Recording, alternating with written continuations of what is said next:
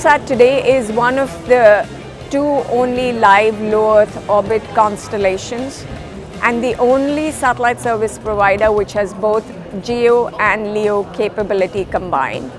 As we speak, we are operationally fully ready to fully serve APAC as a region.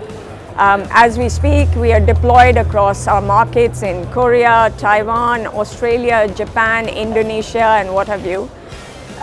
The only places we are yet to go commercially live are only if and only due to regulatory or market access work which is ongoing in markets like India, where also there are operational deployments. It's just commercial live subject to regulatory, which is something which we are very particular about. There is our model only is about working with regulators and partners in country and making sure we abide with the rules and regulations and the laws of the land.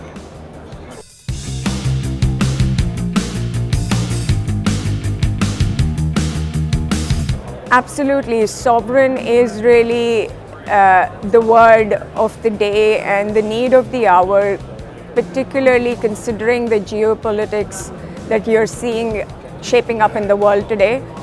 In APAC, even more so, it is extremely relevant in some of the jurisdictions that I just mentioned. The need for sovereign, resilient, secure connectivity is becoming more and more important.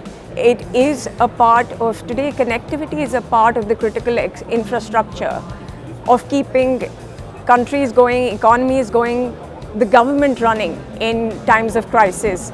So the theme is very relevant. Now it is about how you make sovereignty happen despite global scale of some systems. That is possible through data localization, having infrastructure in country, making sure the regulations enforce localization, encryption and security of the networks.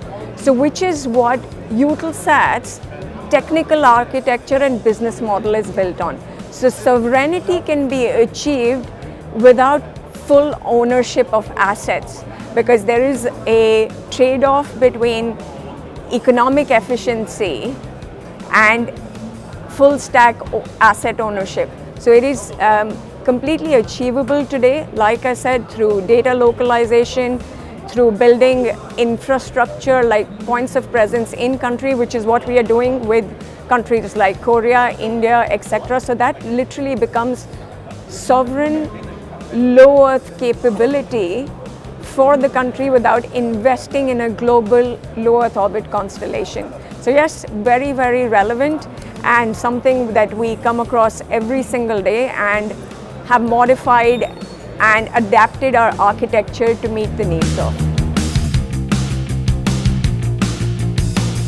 Our business model is built on partnerships, and this is across the value chain, where be it on the go-to-market side, where we are partnering with telecom companies, internet service providers and satellite service providers in country.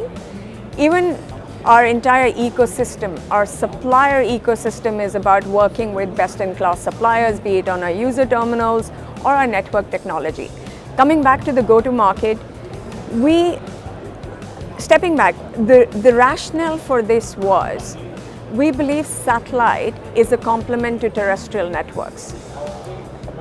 When it comes to primary use cases, there are still areas where terrestrial networks cannot serve the connectivity needs, be it connecting airplanes, connecting maritime vessels, land mobility deployments, military manpacks, digital inclusion for that matter, where terrestrial is not still technically commercially viable in some parts of be it the developed markets or the emerging markets.